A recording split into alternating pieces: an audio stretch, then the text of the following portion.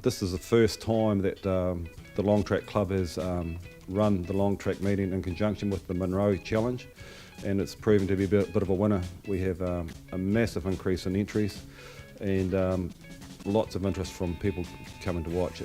The Longtrack is one of those events. It's a wee bit like Speedway, no brakes, flat out, with the size of the track being 1,000 metres instead of the normal 400 metres. You know, some of these bikes are getting up to 200 k's.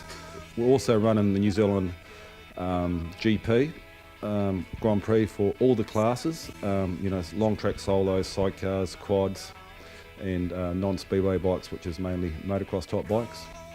We have some international competitors coming this year as well. The things sort of attracted quite a bit of interest, as I said, and this year we have Chris Watson from Australia.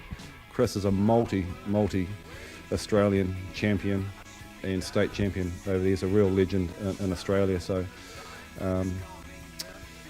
hopefully the old New Zealand-Aussie feud thing can carry on here, and hopefully some of our boys can give him a bit of a run for his money.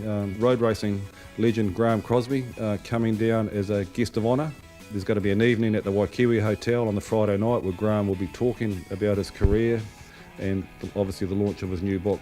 He'll also be doing a couple of demonstration laps, Teretonga and maybe the Wyndham street racing on the Sunday.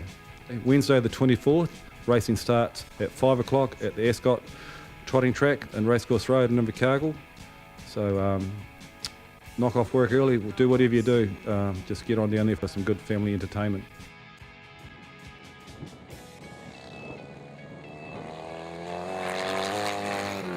You know, the hill climb's shaping up really good this year. The local community's got right behind it. We've got plenty of volunteers, we've got plenty of food, plenty of drink. It's all going to be good. Got some new sealing done on the at the top of the hill, so the real bumpy, horrible corner's gone now, so it should reduce the times by a couple of seconds, which will be completely spectacular. To get bikes up there under 50 seconds will be something really good to watch.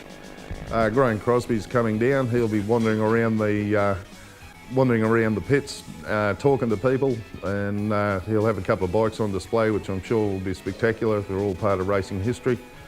We've also got Sean Harris coming down from the North Island, who's a multiple-time TT winner at the Isle of Man. He should be truly spectacular going up the mountain on his Triumph. And yeah, the whole thing's shaping up really well. We've got the rugby club on board. They're going to hold the presentations for us.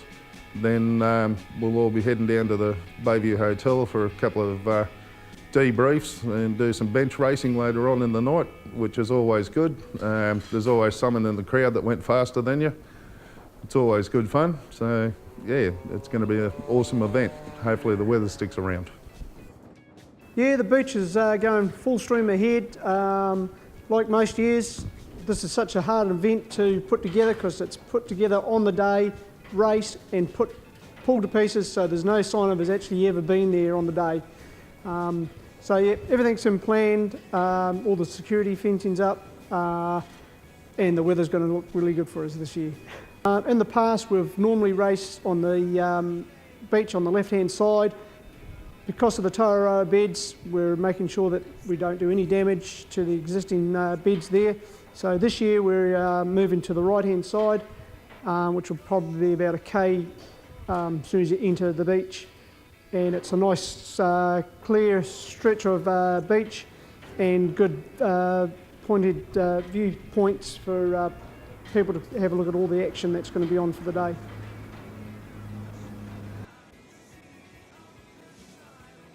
Yep, that's just like every other meeting that we normally run, except for probably on 10 times bigger scale. It's actually bigger than national events that we run at Teretonga. This year, to make it a bit more friendly for the public, we're also introducing other clubs to come along and showcase their clubs' interests, such as cars, motorbikes, boats, planes, go-karts, anything that's got a piston or a spark plug in it. We want to see it out there, so it's more entertainment for the public to come and see it. And on top of that, some great action on the track with a lot of the top of New Zealand riders out there doing their stuff.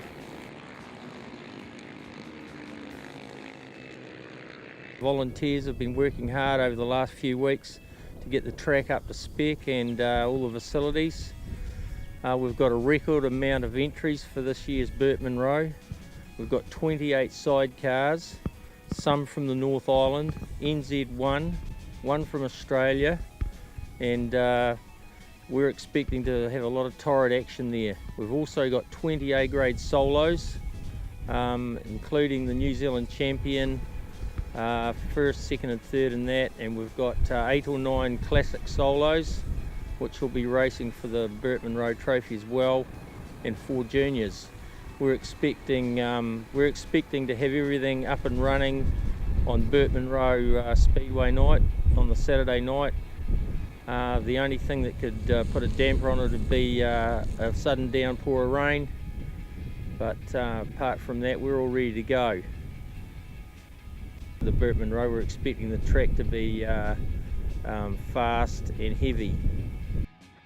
Here on a beautiful fine night, just going over a few issues with the track and generally getting things under control. Everything's pretty well and in hand at this stage of it. We've just checked the track out and surfaces and things all looking good. Don't see any problems. It's going to be a great day's racing.